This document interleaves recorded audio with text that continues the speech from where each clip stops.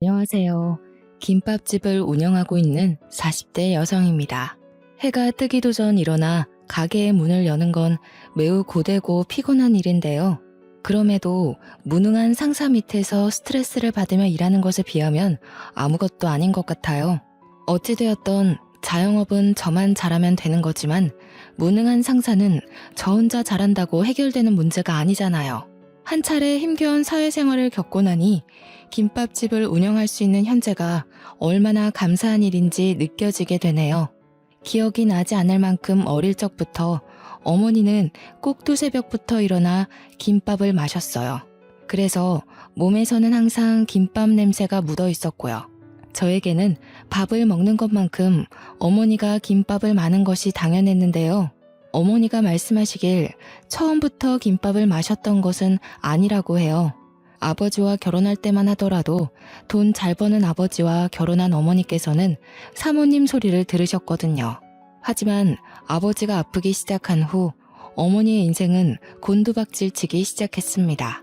가장이던 아버지께서 쓰러지신 후 어머니는 나날이 나빠지는 아버지의 몸 걱정뿐만 아니라 먹고 살 걱정까지 같이 하셔야 했는걸요. 외가댁도 친가댁도 어머니에게 도움을 줄 수 있는 상황이 아니었기에 어머니는 어쩔 수 없이 집안의 가장이 될 수밖에 없었죠. 그래서 어머니는 있는 돈 없는 돈을 끌어모아 분식집 장사를 시작하게 된 것이었답니다. 다행히 어머니께서 손맛 좋기로 유명한 덕에 먹고 살 만큼의 돈을 벌 수 있었고요. 오빠는 유난히도 공부를 잘했었는데요. 그 때문에 어머니께서는 장남이자 집안의 기둥인 오빠가 꼭 대학교에 진학하기를 바라셨어요. 딸인 저는 바로 직장을 다니며 오빠의 뒷바라지를 하길 바라셨습니다. 남들이 보기에 어머니의 이런 행동은 편애라고 생각할 수도 있었겠지만 별로 상관없었어요. 어차피 공부에 재능도 없는 거 빨리 취업을 해서 집안 살림에 보탬이 돼야겠다고 생각했었거든요. 그래서 인문계에 진학해 대학교를 간 오빠와 다르게 상업고등학교를 졸업하고 바로 취업을 하게 된 것이었죠. 하지만 직장을 다닌다고 해서 집안 살림이 예전보다 눈에 띄게 좋아지는 것은 아니었네요. 작은 중소기업 경리의 월급은 푼돈에 가까웠기에 그저 오빠의 용돈을 보태줄 정도였습니다. 오빠 또한 집안 사정을 알기에 장학금을 받기 위해 악착같이 애썼고 방학이 되면 상하차 일과 과외 일을 병행하면서 모자란 학비와 생활비를 충당했어요. 처음에는 별 볼 일 없는 푼돈이라고 생각했지만 몇 해가 지나니 저희 집에서도 제법 돈이 모이더군요. 가족들 모두 돈을 허투루 쓰지 않았기에 가능한 일이었습니다. 집안 사정이 좋아진 후 어머니께서는 제일 먼저 15년째 세를 내고 있던 상가를 매매하셨죠. 그 후 15년 동안 한 떡볶이 장사가 질린다며 김밥 장사로 업종을 변경하셨고요. 갑작스러운 업종 변경에 걱정이 되기도 했죠. 어머니의 떡볶이는 동네에서 알아주는 맛집으로 소문이 났었으니까요. 하지만 장사가 안 될 것 같다는 걱정이 무색하게 어머니의 김밥은 불티나게 팔려나가기 시작하더군요. 텔레비전에 소개가 될 정도로요. 덕분에 한평생을 좁고 후미진 단칸방에서 살던 저희 가족은 처음으로 아파트에서 살 수 있게 되었네요. 넓고 쾌적한 아파트로 이사를 가고 손님들은 끊임없이 넘쳐났지만 그렇다고 기쁜 일만 있는 것은 아니었답니다. 다른 가게들의 질투가 어마무시했는걸요. 파리가 날리는 다른 식당들과 다르게 어머니가 운영하는 김밥집만 유독 장사가 잘 되었죠. 가게 앞에 있던 중학교가 방학을 해도 어머니의 김밥집만큼은 매번 사람들로 북적거렸습니다. 그걸 본 근처 식당 주인들은 급기야 어머니의 가게를 탐내기까지 했어요. 원하는 대로 웃돈을 얹어줄 테니 자신에게 가게를 팔라면서요. 몇 번은 장사가 잘 되는 것도 힘들다 웃어넘겼지만 가게 주인들은 점점 도가 지나치는 행동으로 어머니의 김밥집을 탐냈고 급기야 협박을 하는 사람들까지 생겨났어요. 이런 일이 반복되자 결국 오빠가 나설 수밖에 없었고요. 하지만 오빠가 매번 김밥집을 지키고 서 있을 수는 없었기에 걱정은 이만저만이 아니었네요. 매번 기승을 부리는 식당 주인들 때문에 가족들의 걱정은 늘어만 갔죠.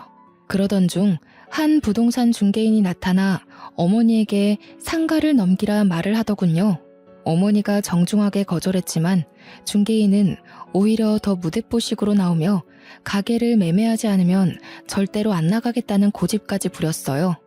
이봐요 아줌마, 김밥 장사해서 아파트 샀으면 됐지 왜 자꾸 욕심을 부리세요? 자꾸 욕심 부리지 마시고 제가 가게 가격 잘 쳐드릴 테니까 이만 가게 파시고 다른 곳으로 이사가서 김밥을 말던 튀기던 마음대로 하세요. 어차피 이 동네 사람들 아줌마만 보면 눈 벌게 져서 괴롭히려고 난리인데 몰상식한 사람들한테 시달릴 바에는 가격 짭짤하게 받고 다른 곳 가서 새 출발하는 게 낫잖아요. 말은 감사하지만 저는 다른 곳으로 이사갈 생각도 없고 이 가게 팔 생각도 없어요. 다들 저희 가게를 왜 그렇게 탐내는지는 모르겠지만 여기는 제가 15년 동안 일해서 매매한 소중한 가게예요. 돈을 떠나서 소중한 공간이니 손님으로 오실 게 아니면 더 이상 저희 가게 안 오셨으면 좋겠네요. 참 어이가 없어서.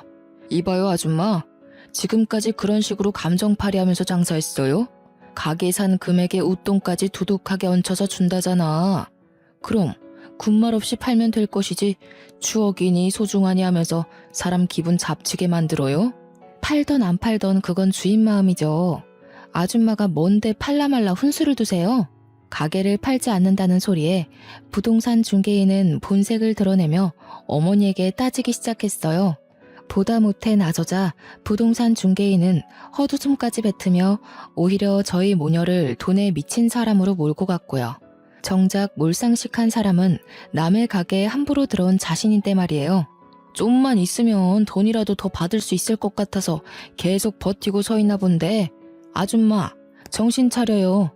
여기서 가격 이만큼 더 쳐줄 수 있는 사람 나밖에 없어요. 지금이야 장사 잘 되니까 주변에서 파리만 쫓던 주인들이 들락날락거리면서 얼마나 파네마네 하겠지.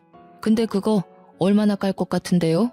콧대 높아져서 돈 더 받으려고 배짱 부리나 본데 거품 꺼져봐. 누가 이 코딱지만한 가게 쳐다나 보나. 그러니까 거품 빠질 코딱지만한 가게를 왜 그렇게 살려고 하시냐고요. 아무리 자리가 좋아도 주인이 싫다고 하면 그만 아닌가요? 저희는 웃돈이 아니라 억만금을 가져다 준다고 해도 이 가게 팔 생각 없으니까 당장 나가세요. 이봐요 아가씨, 내가 아가씨 엄마 버린 사람인데 어디다 대고 나가라 말아야. 이 동네에서 나한테 밉보이면 살기 힘들 텐데 아가씨 자신이 있어? 먼저 몰상식하게 나온 분이 누구신데요? 경찰서에서 주무시고 싶으시면 더 해보세요. 저희도 영업방해로 신고하면 그만이에요. 경찰 이야기까지 나왔지만 부동산 중개인은 협박까지 하며 끈질기게도 버티고 있더군요. 부동산 중개인과의 실랑이는 오빠가 김밥집에 온 이후에야 정리가 되었습니다. 그런데 한 달이 지나고 나니 부동산 중개인도 주변 가게 주인들도 왜 그렇게 저희 가게를 탐냈는지 알겠더라고요. 저희 가게 바로 앞에는 대규모의 아파트가 들어설 계획이었거든요. 실랑이를 벌인 후에도 부동산 중개인은 지치지도 않고 가게를 찾아와 행패를 부렸어요. 어머니께서는 같은 동네에서 얼굴을 마주보며 살아야 했기에 좋게 좋게 끝내려고 하셨지만 부동산 중개인의 괴롭힘은 도를 넘어섰고 참다 못해 경찰을 부르게 되었죠.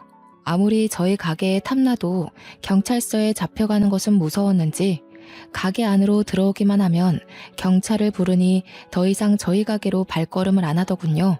덕분에 부동산 중개인 때문에 골머리를 썩던 어머니께서는 편하게 일을 할 수 있었어요. 어머니의 가게의 소란이 다 정리되었을 때쯤 또 다른 문제가 찾아왔습니다. 5년 동안 일하던 회사가 부도가 난 것이었어요. 무능한 상사에게 시달려도 올라가는 직급과 월급만을 보며 참아왔는데 허무했죠. 회사가 없어짐에 따라 5년간의 노력과 경력이 모두 날아가는 거잖아요. 하지만 이미 부도난 회사를 어쩔 수는 없기에 손 한 번 제대로 써보지 못하고 하루아침에 백수가 되고 말았네요. 어머니께서는 그동안 고생했다며 쉬기를 바라셨지만 새벽부터 고생한 어머니를 그냥 둘 수가 없었기에 김밥 장사를 같이 시작하게 되었는데요. 의외로 김밥 장사가 적성에 잘 맞더군요. 새카만 밤에 재료 준비를 하는 것은 힘들었지만 무엇보다도 무능한 상사의 눈치를 안 보고 일할 수 있다는 것이 가장 좋았어요. 어머니께서 일한 값도 두둑하게 쳐주셨기에 다른 회사에 들어가 고생을 하는 것보다 어머니와 함께 김밥 장사를 하는 것이 낫다고 판단을 했고요. 매번 옆구리가 터지던 김밥을 마는 것에 요령이 생길 때쯤이었어요. 5개월 동안 같은 자리에 앉아 김밥을 주문하던 남자가 번호를 물어보았죠. 저 또한 그 남자가 마음에 들어 번호를 주었습니다. 어머니께서는 잘 알지도 못하는 사람에게 번호를 주었다며 꾸중을 하셨지만 앞 건물 철물점에서 일하고 있는 남자의 모습을 보았기에 아무런 걱정 없이 만남을 시작하게 되었네요. 남자와 만난 지 5개월이 되었을 때쯤 결혼을 결심하게 되었어요. 어릴 때 가족이라고는 어머니와 오빠뿐이어서인지 결혼이 빨리 하고 싶었거든요. 다행히 남자 또한 결혼을 빨리 하고 싶어 했죠. 결혼을 무척이나 하고 싶어 하던 저였지만 남자의 어머니를 뵈러 간 순간 결혼을 망설이게 되었습니다. 남자의 홀어머니는 저희 가족을 끔찍이도 괴롭히던 부동산 중개인이었거든요. 부동산 중개인 또한 저를 보더니 많이 놀란 눈치였어요. 남자가 결혼 이야기를 꺼냈을 때는 밥숟가락을 놓칠 정도였죠. 부동산 중개인의 반응 때문에 남자와의 결혼은 물 건너갔다고 생각했습니다. 그렇지만 아쉬운 것은 없었는걸요. 남자를 사랑하기는 했지만 어머니의 가슴을 아프게 하면서까지 결혼을 하는 것은 말이 안 되는 이야기니까요. 그런데 예상 밖에도 부동산 중개인이 먼저 저희에게 결혼 이야기를 꺼내시더군요. 우리의 처음 인연이 좋은 건 아니었지만 그렇다고 나는 이 결혼을 반대할 생각은 없어요. 그때는 내가 아파트 들어선다는 소리에 눈이 뒤집혀서 막무가내로 굴기는 했지만 생각해보니까 내가 너무했더라고. 아가씨네 어머니가 무지막지하게 떼돈을 버는 사람도 아닌데 코딱지만한 가게 가지고 난리쳤던 게 창피하기도 하고 너무 늦게 말해서 민망하지만 그래도 사람 된 도리로 할 건 하고 살아야지. 이제 가족도 될 사이인데 저번 일은 내가 미안해요. 아니에요. 제가 더 죄송하죠. 아무리 화가 난다고 해도 한참 어른인 분한테 함부로 말하면 안 되는 거였는데. 어휴, 그럼 이제 우리 아들이랑 결혼하는 거죠? 사실 우리 아들이 쑥맥에다가 여자 만나는 꼴을 못 봐서 며느리 얼굴도 못 보고 묘지에 들어가면 어쩌나 걱정 많이 했거든요. 그런데 이렇게 며느리감을 데리고 오다니 요즘에 귀한 아들 장가 잘못 들까봐 며느리 뒷조사까지 시키는 몰상식한 시어머니들이 널렸다고 하던데 난 며느리 될 사람이 과거에 줄줄이 굴비처럼 남자를 만났다고 해도 신경 안 쓰는 사람이니 아무런 걱정 말고 결혼 준비에만 신경 쓰도록 해요. 부동산 중개인은 오히려 저희의 결혼을 부추기기까지 했어요. 빨리 손자 얼굴을 보고 싶다면서요. 처음 마주한 순간에는 절대 결혼을 하면 안 되겠다고 생각했지만 자신의 잘못을 반성하는 부동산 중개인을 보며 이런 분이 시어머니가 되어도 참 괜찮겠다는 생각을 했죠. 부동산 중개인은 적지 않은 나이에 하루라도 빨리 식을 올리라며 저희를 재촉했고 그 덕분에 저희는 한 달도 안 돼 식을 올리고 부부가 되었습니다. 남편은 이전 사업이 망하고 갚아야 하는 대출금이 많이 남아 있었기에 저희의 신혼자금은 온전히 제가 모은 해결하게 되었어요. 가지고 있는 돈이 적었기에 작은 빌라에서 신혼생활을 시작했고요. 작긴 했지만 서로가 함께할 공간이 있다는 것만으로도 참 행복했는데요. 신혼의 단란함을 느낄 새도 없이 늘 전화기를 끼고 살아야 했네요. 시어머니께서는 매일같이 전화를 거셨거든요. 저에게는 친정어머니가 몰래 쥐어주신 5천만 원이 있었어요. 어머니께서는 그 돈을 결혼자금에 보태 쓰라고 하셨지만 어머니가 얼마나 고생해서 번 돈인지 알기에 차마 쓰지를 못하겠더군요. 그래서 5천만 원을 통장에 넣어놓고 꽁꽁 숨기게 된 것이죠. 남편에게 비밀로 하면서까지 돈을 숨기는 행동이 너무하다고 생각할 수는 있지만 돈이 있는 것을 알게 되면 남편은 분명 사업을 한다고 난리칠 게 뻔했기에 어쩔 수가 없었죠. 잘 숨겨놓았다고 생각했지만 5천만 원의 정체는 장롱까지 뒤지던 시어머니의 오지랖으로 인해 만천하에 알려지게 되었는데요.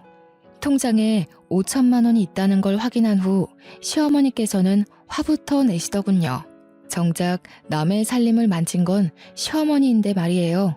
세상에, 이렇게 큰 돈이 있으면서 너 지금 시엠이랑 남편한테까지 비밀로 했냐? 내가 그렇게 옆 이상가 사고 싶어서 돈 있냐고 물어볼 때는 없다고 딱 시침이 떼더니 지금 처녀 때랑 착각하는 것 같은데 결혼했으면 아무리 네가 가지고 있던 돈이라고 해도 시댁 식구들한테 알려야 되는 거야.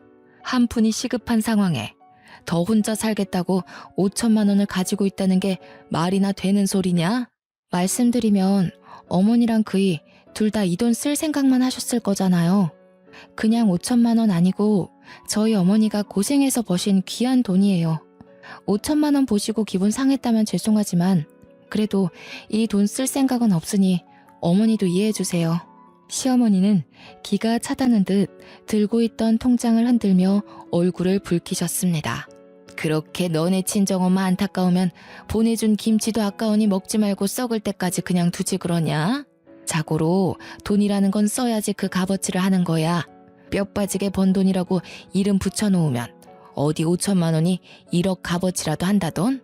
군말 필요 없고 이 돈 당장 상가 사는데 보태라. 내가 2배로 불려줄 테니. 2배로 안 불려주셔도 되니까 그 돈 건들지 말아주세요. 저는 그 돈 투자 목적으로 쓸 생각도 없고 그냥 비상용으로 가지고 있을 뿐이에요. 어머니도 이번만큼은 이해해 주세요.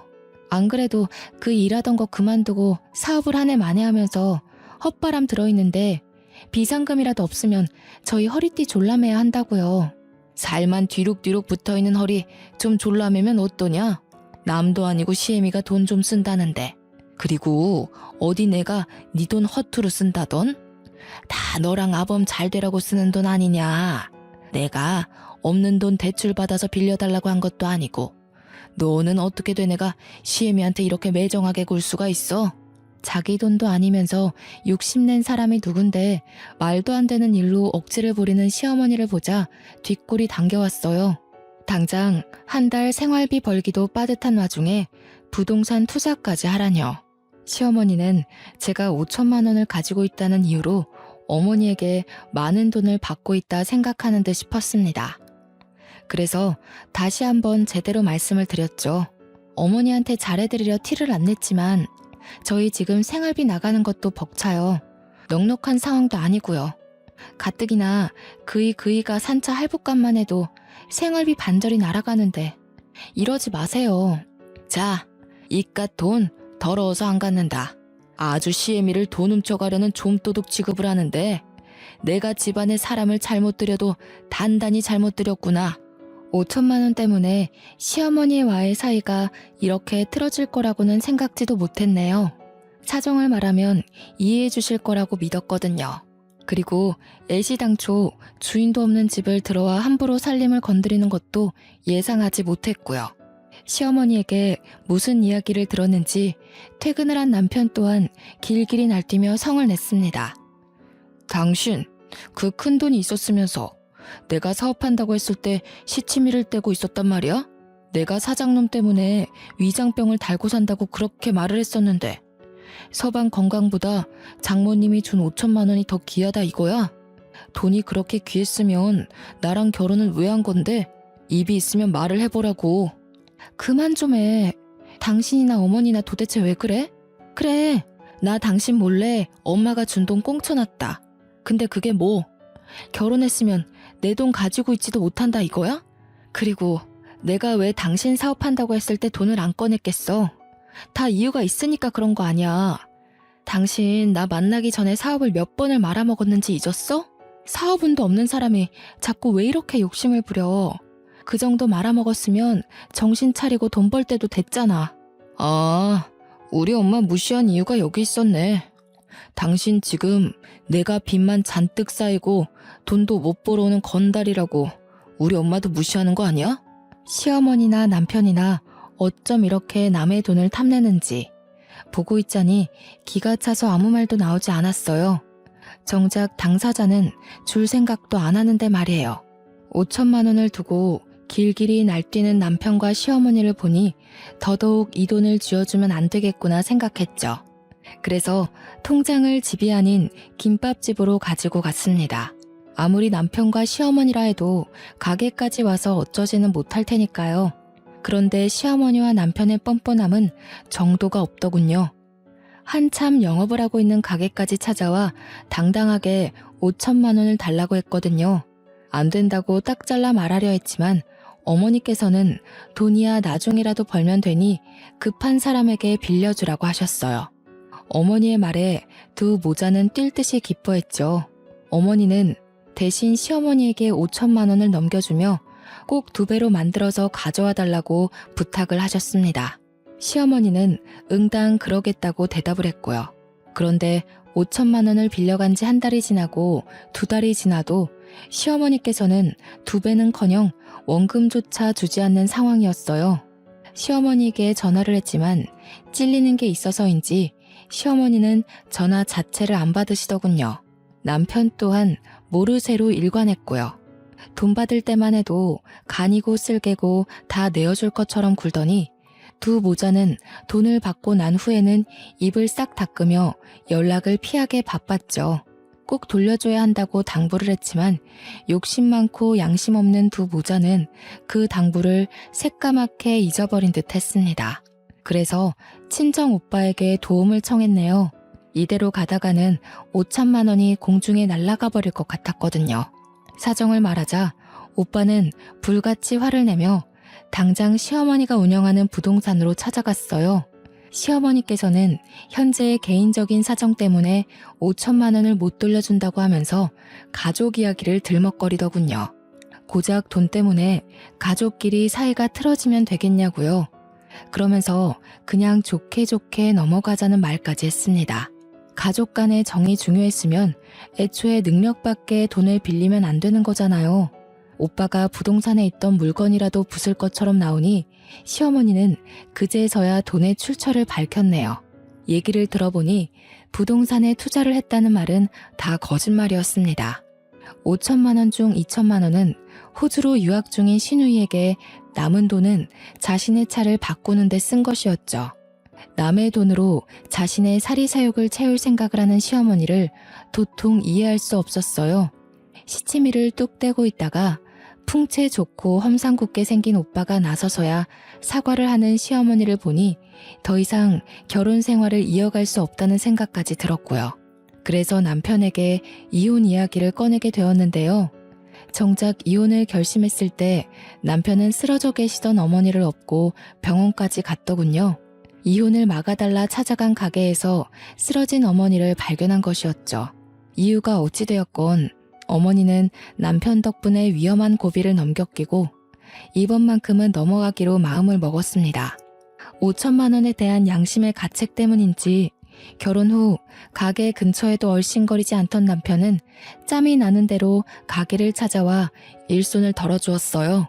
돈독이 올랐던 남편이 밉기는 했지만 태어난 지 얼마 되지 않은 어머니는 집에서 요양을 해야 했기에 앞에서 알랑거리는 남편의 행동을 눈 감을 수밖에 없었네요. 도대체 어머니가 가게를 쉬는 건 어떻게 알았는지 혼자 가게를 열게 된 당일 아침 시어머니는 가게 문을 벌컥 여시더군요. 예, 아범한테 사부인 얘기는 들었다. 뇌졸중 때문에 쓰러지셨다며? 한평생 쉬지도 못하고 일만 하셨으면 그럴 만도 하다. 사부인께서도 이제 쉴 때도 되셨지. 사부인 그만두면 제일 먼저 이 가게가 공실이 될 텐데. 아무튼 정든 가게라고 해도 먹고 살 궁리는 해야지. 보니까 아파트가 들어서인지 이 동네 상가 가격이 많이 올랐더구나. 못해도 2배는 더 받을 수 있겠어. 지금 당장은 아쉽겠지만 가게는 당장 팔아서 돈부터 마련하고 김밥 장사는 어디서 다시 시작할지 같이 알아보자꾸나. 몇 억이 올라도 이 가게는 절대 안 팔 거예요. 어머니, 저도 가게랑 같이 보낸 세월 때문에 이렇게 안 파는 거 아니에요. 만약에 이 가게 2배 오른 가격으로 팔아버리고 다른 곳에서 김밥 장사 다시 했다고 쳐요. 근데 새로 장사하는 곳에서 여기만큼 매출 안 나오면요? 저는요, 괜히 눈앞에 있는 금덩이 때문에 위험천만한 도박 같은 거 안 하고 싶어요. 그러니까 어머니도 괜한 소리 하지 마시고 되도록 저번에 빌려드렸던 5천만 원 빨리 갚아주세요. 친정엄마도 아프신 마당에 저도 더 이상은 어머니 사정 못 받으려요. 너는 시애미가 굶어 죽게 생겼다는데 5천만 원 갚으라는 얘기가 나오던? 아무리 시댁이라지만 너는 정말 너무한 거 아니냐? 내가 네 돈 떼먹고 도망간 것도 아니고 맨날 할 줄 아는 거야. 김밥 많은 게 없으니 이리 돈 벌 줄을 모르지. 벽 보고 얘기한다고 해도 너랑 얘기하는 것보다는 나을 게다. 뭘 알아들어야 얘기를 하던 말던 하지. 다행히도 시어머니는 전처럼 막무가내로 굴지는 않았습니다. 스스로도 5천만 원 때문에 걸리는 게 있으셨던 것이죠. 시어머니가 돌아가신 후 가게 안은 여느 때와 마찬가지로 손님들이 넘쳐났어요. 평소와 다르지는 않았지만 어머니 없이 가게를 혼자 운영하려니 힘이 붙이더라고요. 마침 철물점 장사가 안 돼 쉬고 있는 남편이 생각나더군요. 일도 없는데 혼자서 놀게 두는 것보다 옆에서 일을 돕게 하면 좋을 거잖아요. 그래서 남편을 불렀죠. 다행히 남편과 호흡이 잘 맞았기에 큰 무리 없이 일을 할 수 있었네요. 제가 김밥을 마는 동안 남편은 손님들에게 반찬과 물을 가져다 주었고 손님이 가신 후에는 테이블까지 깨끗하게 정리해 주었어요. 어머니와 일할 때와 비교하면 당연히 부족하기는 했지만 그래도 남편과 호흡이 척척 맞았기 때문에 힘든 줄 모르고 일할 수 있었는걸요.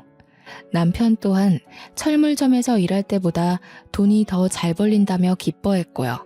수익이 늘어나자 욕심이 생긴 저희 부부는 영업시간을 더 늘리기까지 했는데요. 일하는 시간이 늘어나다 보니 손목이 버티지 못하고 고장이 났어요. 손목이 망가지면 일 자체를 할 수 없기에 가게를 접고 당장 병원부터 달려갔죠. 예상한 대로 병원에서는 손목을 많이 사용하여 인대가 늘어났다고 하더라고요. 의사는 손목이 더 악화될 수 있으니 조심하라는 말까지 했습니다. 하지만 당장 먹고 살기 위해서 아예 가게 문을 닫을 수는 없었어요. 그래서 영업시간을 내리기로 했죠. 병원을 다녀와 보니 한 학생은 가게 앞에 서 있었어요. 고등학생 정도 돼 보이는 남자 학생은 딱 봐도 돈이 없는 것 같았습니다. 손에 1,000원을 들고 가게 앞을 서성이는 학생을 보자 아주 어릴 적 배고플 때 생각이 났죠. 김밥을 먹고 가라고 하자 학생은 당황한 눈치였어요. 계속 사양하는 학생을 데리고 가 김밥을 주자 감사하다며 인사까지 하더군요. 다 먹은 후에는 자기가 가지고 있던 1,000원까지 주었습니다. 그 후에도 학생은 단골이 되어 종종 저희 가게를 찾아왔어요. 학생에게 저는 늘 1,000원만 받았고요. 시간이 지나고 남편은 철물점에서 일하던 것을 접고 같이 가게를 운영하게 되었어요.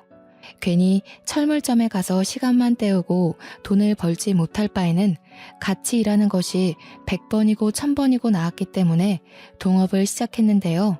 같이 일한 지 1년쯤 지났을 때 남편은 불만을 털어놓았어요. 남편은 수익의 일정량을 어머니에게 드리는 것이 마음에 들지 않았던 것이었죠.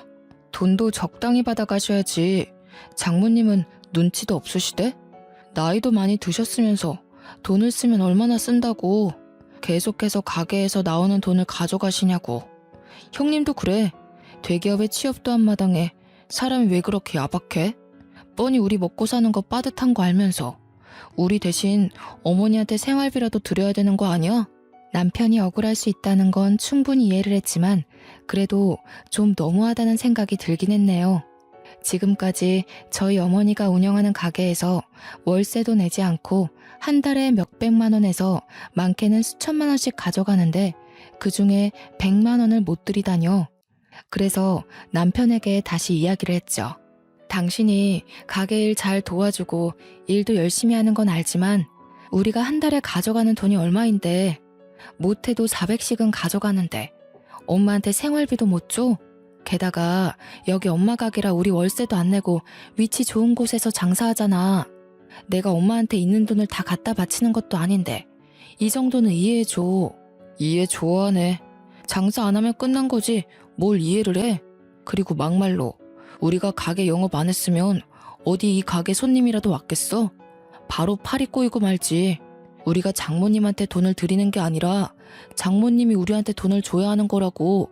어머니 아니었으면 우리 지금도 당신이 벌어오는 쥐꼬리만한 월급 가지고 입에 풀칠도 못하고 살았어. 제발 양심이라는 게 있어봐. 내가 치사해서 이런 말까진 안 하려고 했는데 어머니 아직도 빌려간 5천만 원 다 안 갚으셨잖아. 5천만 원 이야기가 나오자 남편은 몹시 언짢아 했어요. 그러면서 어머니는 혼자 사시니 낡은 빌라로 이사를 와도 상관없지 않냐는 말까지 했죠. 애초에 그 아파트는 오빠가 결혼 후 어머니와 같이 살기 위해 구매한 집이었어요. 처음부터 어머니를 모시고 살지도 않는 제가 그 아파트를 탐낼 권리 같은 건 없었던 거였죠. 남편과 냉전을 한 후였어요. 동네 주민들을 통해서 학교가 없어진다는 이야기를 듣게 되었죠. 아무리 근처 회사를 다니는 직장인들이 많이 온다고 해도 대부분의 수입은 학교를 다니는 학생들의 지갑에서 나왔기 때문에 걱정부터 되더군요. 학교가 없어진다면 자연스럽게 매출부터 줄어들게 될 테니까요. 엎친 데 덮친 격으로 어머니가 살고 있는 아파트 또한 부실 공사로 인해 말이 많이 나왔네요. 사소한 것이라면 넘어가겠지만 아파트는 거실이며 침실이며 가릴 것 없이 천장에서 물이 떨어졌기 때문에 그냥 넘어갈 수 있는 일이 아니었어요. 인부를 불러 수리를 해보기도 했지만 여전히 천장에서는 물이 새어나왔습니다. 상황이 이렇다 보니 저희는 급하게 이사를 결정하게 되었고요. 걱정으로 발만 동동 구르고 있을 때 시어머니는 자진해서 나서더니 자신이 좋은 아파트를 소개해주겠다고 말을 했는데요. 아무리 가족이지만 시어머니에게 오빠와 어머니가 살 아파트를 맡기고 싶지는 않았어요. 5천만 원도 탐내던 분이 더 큰 돈을 탐내실 게 당연한 거잖아요. 그래서 시어머니 몰래 다른 중개인을 찾아다니며 집을 팔려고 했습니다. 하지만 집안에 누수 문제가 있다 보니 아파트를 내놓는 것은 쉽지 않은 일이었어요. 일이 이렇다 보니 어쩔 수 없이 시어머니에게 도움을 청할 수밖에 없었네요.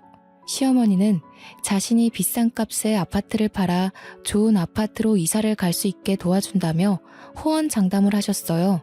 그런데 시어머니는 저희의 기대를 저버리지 않는 분이셨답니다. 아파트는 물론 가게까지 홀랑 날려먹었거든요. 당장 알거지로 쫓겨나게 생긴 상황 때문인지 어머니께서는 자리에서 일어나지도 못하셨어요. 너무나 갑작스럽게 닥친 일에 저희 남매 또한 넋놓고 망연자실할 수밖에 없었고요. 하물며 오빠는 결혼까지 앞두고 있었기에 상실감을 이루 말할 수가 없었겠죠. 매번 뻔뻔하게 나오던 시어머니도 이번만큼은 자신의 잘못을 알았는지 미안하다며 사과를 하셨습니다. 사기당한 상가 건물과 아파트 또한 자신이 찾아놓겠다며 호언장담을 하셨죠. 저희 남매는 자리에 누워 계신 어머니를 대신해 잠시 지낼 곳을 구하고 어떻게 하면 아파트와 상가 건물을 되찾을 수 있을지 모든 방법을 찾아보았어요. 하지만 안타깝게도 법은 피해자가 아닌 가해자의 편이더라고요. 변호사 또한 사기 중에서도 제일 까다롭고 잡기 어려운 것이 부동산 사기라면서 최선을 다하기는 하겠지만 마음을 비우라고 말을 했습니다. 어머니에게는 상가며 아파트며 어떻게 해서든 되찾을 수 있도록 할 거라며 호언장담을 하기는 했지만 변호사의 말을 들으니 눈앞이 막막하더군요. 전문가까지 두 손 두 발을 다 든 것을 저희 남매가 해결할 수 있는 일이 아닌 거잖아요. 변호사 사무실에 다녀온 후 오빠는 지방으로 장기 출장을 가게 되었는데요. 차마 아무도 없는 낡은 집에 어머니 홀로 있게 할 수는 없었네요. 그래서 오빠가 출장에서 돌아올 때까지만 어머니를 저희 집에 모시기로 했죠. 그런데 어머니가 집에 온 것을 알자 남편은 바로 노발대발하며 화부터 내었어요. 어머니가 왜 저희 집에 있냐면서요. 너무 어이가 없었습니다. 애초에 시어머니가 본업에 충실해 일만 제대로 해주셨다면 어머니가 저희 집에 올 일도 없었을 거니까요. 시간이 약이라는 말이 있지만 친정 식구에게는 시간이 독이었습니다. 처음에는 미안한 티라도 내던 시어머니는 시간이 지날수록 오히려 뻔뻔해졌거든요. 아파트와 상가 일을 물어볼 때마다 시어머니는 버럭 소리부터 지르고 보셨고요. 시애미가 이 정도로 빌고 사과했으면 됐지. 어디 감히 부끄러운 줄도 모르고 시애미 일하는 데를 벌컥벌컥 찾아와? 사기꾼한테 아파트랑 상가 넘긴 게 어디 큰 자랑이라도 되던? 그렇게 아파트랑 상가가 소중했으면 팔 생각을 하지 말았어야지. 어머니, 정말 너무하세요. 저희 친정 어머니랑 오빠는 사기 당한 것 때문에 근심 걱정이 쌓여서 잠도 제대로 못 자는데 사기 당한 게 자랑이라뇨. 애초에 어머니가 제대로 확인만 하셨어도 이런 일은 안 생겼을 거잖아요. 그래서 지금 내 탓이라도 하겠다 이거냐? 어머니 탓이 아니면 저희가 사기당한 게 누구 탓인데요? 저희 오빠요. 이번 일 때문에 6년 기다려서 간신히 하기로 한 결혼도 물 건너가게 생겼어요. 아이고, 지가 능력 없어서 결혼 못하는 거면서 별 트집을 다 잡는구나. 네 오빠가 잘났어 봐라. 그깟 집 없다고 여자가 시집을 안 오나. 이게 다 너희 식구가 복이 없어서 일어난 일인 걸 낸들 어쩌노. 애초에 내가 팔자고 했을 때 상가고 아파트 팔았으면 이런 일도 없었을 것을. 망치로 머리를 한 대 맞은 기분이었어요. 시어머니에게서는 아무런 양심의 가책도 느껴지지 않았죠. 인생이 참 무의미하게 느껴졌습니다. 일의 책임자인 시어머니라도 나섰더라면 이 정도로 힘들지 않았을 텐데 시어머니께서는 책임을 지기는커녕 오히려 회피하기 바빴으니까요. 도와주는 사람이라고는 아무도 없는 현실에 서 있다 보니 다시 아무것도 없는 학생 때로 돌아간 것 같았죠. 하루의 시작을 눈물로 시작할 정도로 힘든 나날이었어요. 하지만 저에게는 가족들이 있기에 이대로 무너질 수는 없었죠. 그래서 다시 살아갈 방법을 찾기 위해 이를 악물었네요. 제일 첫 번째로 한 것은 월세가 제일 싼 상가로 찾아가 김밥집을 다시 차리는 거였어요. 뭐가 됐든 먹고 사는 게 제일 중요하잖아요. 매출이 안 나와 월세도 내지 못하면 어떡하나 걱정을 하기는 했지만 같은 동네로 이전을 해서인지 마을 단골 손님들은 다시 저희 가게를 찾아와 주셨어요. 덕분에 이전과 같은 수입이 나와 입에 풀칠을 할 수 있었습니다. 그렇지만 문제는 역시 일손이 부족하다는 거였어요. 남편에게 다시 도와달라고 말을 했지만 남편은 들은 채도 안 하더군요. 그러더니 동네에서 제일 목 좋기로 소문난 곳에 편의점을 차리기까지 했어요. 물어보니 자신의 이름으로 대출을 받아 어렵게 차린 거라면서 건들 생각은 하지도 말라며 으름장부터 놓았고요. 도둑놈을 대하듯 무자비한 남편의 행동은 상처가 되어 가슴에 꽂혔어요. 아무리 돈이 급해도 남편에게 손 벌릴 생각은 없었으니까요. 단지 바라는 것이 있다면 시간이 날 때 김밥집의 일손을 돕는 거였는데 말이에요. 남편은 편의점만 인수하면 그 누구보다 일을 열심히 할 거라고 호언장담을 했는데요. 사람은 쉽게 변하지 않았어요. 편의점을 열은 후 남편은 친구들과 어울려 놀기 바빴는걸요. 사장이 된 기념이라면서요. 시어머니 또한 남편과 별반 다르지 않았습니다. 유학을 마치고 돌아온 시누이의 맞선 자리를 알아보기 바빴거든요. 남들이 탐내는 사짜 집안의 시누이를 시집 보내고 싶었던 시어머니의 열정은 정말 대단했습니다. 하지만 시누이는 그런 시어머니의 열정을 가뿐히 지려밟았네요. 한국에 들어온 지 3달도 안 돼 시누이는 결혼할 사람이 있다며 시어머니에게 소개를 해주었는데요. 부잣집 자제일 거란 시어머니의 기대와 달리 시누이가 선택한 사람은 지극히 평범한 집안의 남자였어요. 더 놀라운 것은 시누이가 찜한 신랑감이 저희 가게를 자주 찾아오던 학생이었다는 것이었습니다. 시어머니는 법대를 다니고 있는 학생이 마음에 안 드는지 대놓고 시누이를 구박하기 시작했죠. 남자 보는 눈 좀 높이라고 비싼 돈까지 발라가며 다른 나라 보내놨더니 고작 데리고 온 놈이 이것밖에 안 돼?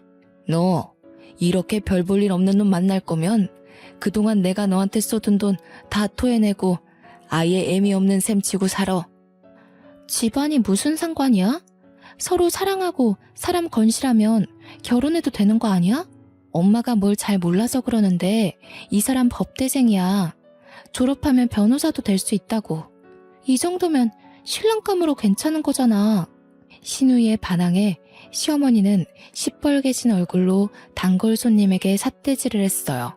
보기 거북했던 저와 시누이가 말리려고 했지만 시어머니는 그럴수록 더욱더 단골 손님을 나무랐죠. 사랑만 있으면 어디 하늘에서 돈이라도 뚝 떨어지던? 요즘은 사방에 널린 게 변호사여서 줄이라도 잘못 탔다가는 치킨집 배달하는 것보다도 돈을 더 적게 번다는데 하물며 변호사도 아닌 법대생이라니 정신 차려 이거사. 어디 사랑만 있으면 하늘에서 돈이 뚝 떨어진다던?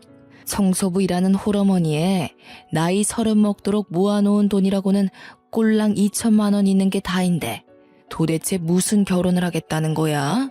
기껏 돈 들여놨더니 남자 뒷바라지 하겠다고. 시어머니 따라 청소부 짓 하면 지금까지 손꼽으라져가며 키운 네 애미는 아주 좋아서 장수하겠다. 네 애미 단명하는 꼴 보기 싫으면 군말 말고 당장 헤어져. 아무리 사익감으로 성에 안 차도 그렇지 사람이 있는데도 불구하고 대놓고 망신을 주다니. 시어머니 행동을 이해할 수가 없었어요. 몰상식한 시어머니 행동을 보니 단골 손님과 시누이의 결혼이 무산된 것이 오히려 다행이라는 생각도 들었고요. 어차피 결혼해봤자 시어머니는 사소한 것도 꼬투리를 잡아서 내쫓을 게 뻔하잖아요. 시누이는 계속해서 학생과 만나고 싶어하는 눈치였지만 시어머니가 계속해서 시누이를 감시하고 있었기 때문에 시누이가 학생을 다시 만나는 것은 불가능한 일이었어요.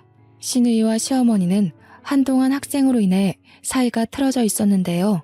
시누이가 맞선을 통해 만난 의사와 잘 돼가자 시어머니는 언제 그랬냐는 듯이 안색을 싹 바꾸면서 입을 해벌쭉하면서 좋아했습니다. 의사 사위가 생긴다고 말이에요. 그 후 학생은 다시 저희 가게의 단골 손님이 되었어요.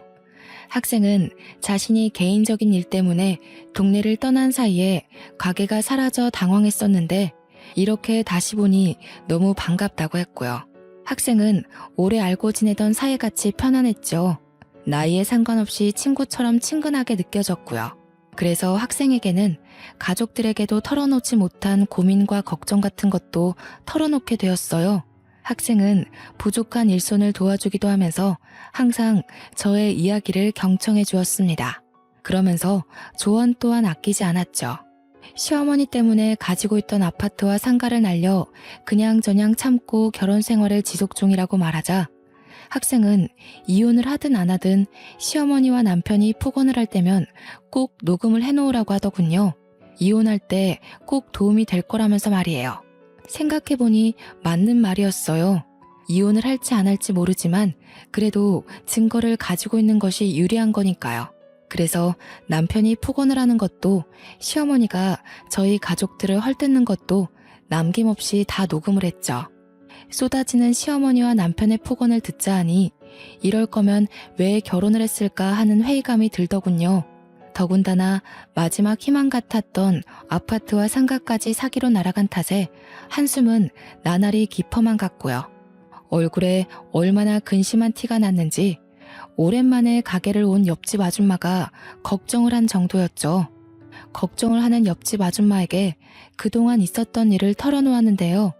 이야기를 듣던 아줌마는 깜짝 놀라 펄쩍 뛰기까지 하셨네요. 아니 새댁, 무슨 말을 하는 거야? 새댁 시모가 아파트랑 상가 팔아서 돈 많이 벌었다고 얼마나 자랑을 했는데 동네 사람들 다 아는 이야기를 새댁이 모르는 게 말이 돼? 시모가 말 안 했어? 네? 그게 무슨 말씀이세요? 분명 어머니가 사기당해서 아파트며 상가며 달렸다고 말씀하셨는데? 옆집 아줌마는 질린다는 식으로 시어머니에 대한 험담을 하셨어요. 세상에 다른 사람도 아닌 며느리의 눈을 가리고 사리사욕을 채우는 시어머니가 어디 있다면서요. 세상에 아무리 돈이 눈이 멀었다고 해도 사기칠 사람이 따로 있지. 아무리 봐도 새댁 시모 사람 아니야. 사람 탈쓴 너구리지 그게. 어떻게 사람이야? 어떻게 며느리한테 사기칠 생각을 했어? 새벽에 일어나서 김밥 싸는 뻔히 알면서 어떻게 사기칠 생각을 하냐고. 우연이기는 했지만 모든 사실을 말해준 옆집 아줌마가 그렇게 고마울 수 없었어요. 옆집 아줌마가 아니면 시어머니가 사기친 것을 죽을 때까지 몰랐을 수도 있잖아요. 한편으로는 다른 동네 주민들에게 배신감이 들기도 했습니다. 뻔히 사정을 알면서도 모른 척하고 있었던 것이니까요. 저의 마음을 알았는지 옆집 아줌마는 대신해서 욕을 해주었어요. 안 그래도 새댁 시어머니가 동네 사람들한테 자꾸 뭘 나눠주더라고. 소고기며 갈비며 쫌생이 저리 가라 하던 양반이 갑자기 왜 저러나. 드디어 큰 돈 벌고 정신이라도 차린 건가 했는데 이제 보니 사람들 입막음 하려고 뇌물 줬던 거야. 아유, 사람이 못된 것도 정도가 있어야지. 이 정도면 마구니도 도망갈 정도라니까. 누굴 탓하겠어요. 5천만 원 뜯기고도 정신 못 차리고 시어머니한테 아파트며 상가며 맡긴 제 잘못이죠. 아주머니 아니었으면 평생 모르고 방 거지처럼 살았을 텐데 감사해요. 새댁, 그런 말 하지 마. 남이 힘들게 벌어놓은 땀으로 소금짓 짓고 살려던 새댁 시어머니가 못된 거지. 그게 어디 새댁 잘못이야? 자꾸 자책하면 못 써. 마음 독하게 먹어야지. 그래야 독사 같은 시어머니한테서 아파트도 찾고 상가도 찾지. 격려해주시는 옆집 아주머니가 참 고마웠습니다. 아주머니에게는 그저 가벼운 격려의 인사일 뿐일 수도 있었겠지만 지푸라기라도 잡고 싶은 저에게는 큰 힘이 되었거든요. 옆집 아주머니의 김밥을 싸드린 후 바로 가게의 문을 닫았어요. 그러고는 곧장 시어머니가 있는 부동산으로 찾아갔죠. 결판을 내기 위해서요. 사무실에서 화투를 치고 있던 시어머니는 저를 보고도 코웃음을 쳤고요. 아이고, 돈 버느라 쇠가 빠진 우리 며느님이 여기는 무슨 일로 행차를 다 했네. 장가도 못 가는 오빠랑 병든 닭마냥 픽픽 쓰러지는 친정엄마 입에 밥이라도 넣어주려면 뼈 빠지게 일해야 할 텐데. 어디 김밥 팔아서 이번 생에 건물이나 제대로 올릴 수 있겠어? 어머니, 저희 그의 결혼 허락한 것도 저희 상가 갖고 싶어서 그런 거죠? 그게 아니면 죽기 전까지 싸운 저를 며느리로 받아들일 이유가 없으셨잖아요.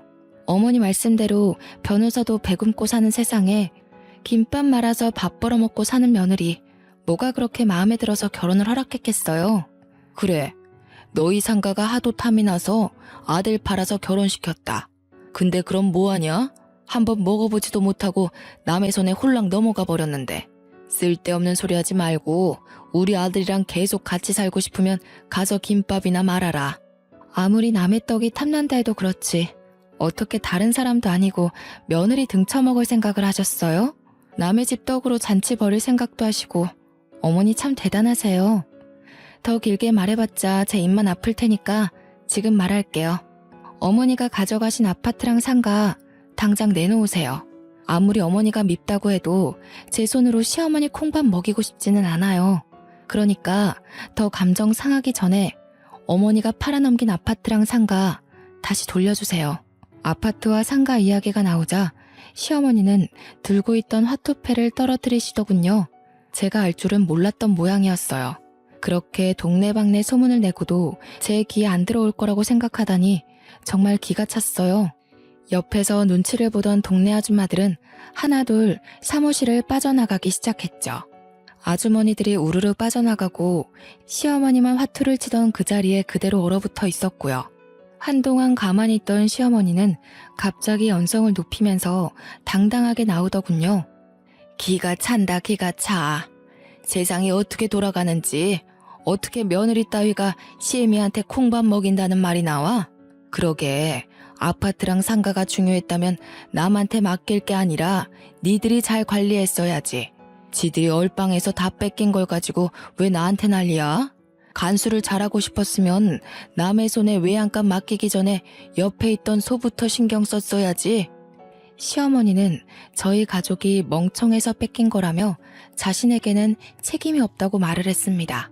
상식밖에 억지를 쓰는 시어머니를 보니 온몸에 소름이 돋았어요. 이런 정신나간 사람을 그동안 시어머니라고 모시며 살았던 지난날의 스스로가 너무 안타까웠고요.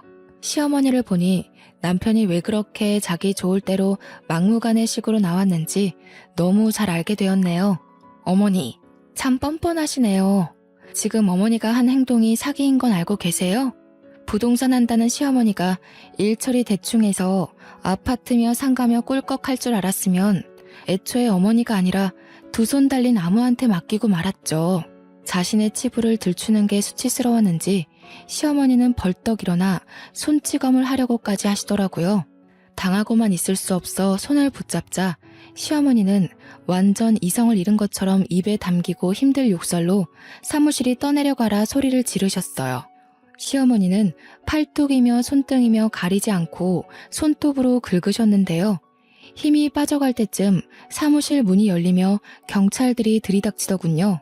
갑작스러운 상황이 몸싸움하는 것도 멈춘 채 경찰들을 바라보았죠. 그랬더니 경찰들은 다짜고짜 시어머니의 손목에 수갑부터 채웠어요. 너무 당황스러우는걸요. 순식간에 벌어진 일에 눈만 크게 뜰 때 경찰들 뒤에서 학생이 나왔는데요.